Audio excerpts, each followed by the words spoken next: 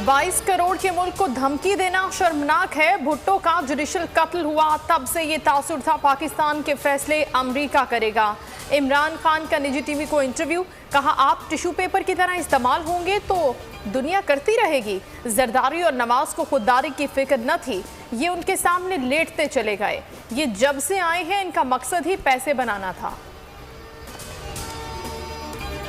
Army chief general Qamar Javed Bajwa की अहलिया के हमरा शहदा के घर आमद, अहले खाना से मुलाकात की, भरपूर खिराज तहसीन पेश किया।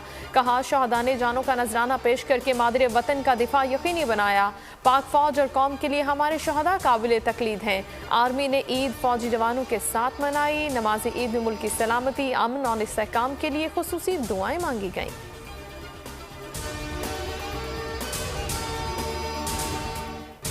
और मुल्क हुकूमत का नया गवर्नर स्टेट बैंक लगाने का फैसला। गवर्नर स्टेट बैंक रजा बाकिर की मुद्दत मुलाजमत 3 साल मुकम्मल। मिफ्ताह इस्माइल का इस हवाले से ये कहना है कि रजा बाकिर से बात हुई है और हमने उनकी खिदमात पर उनका शुक्रिया अदा किया है।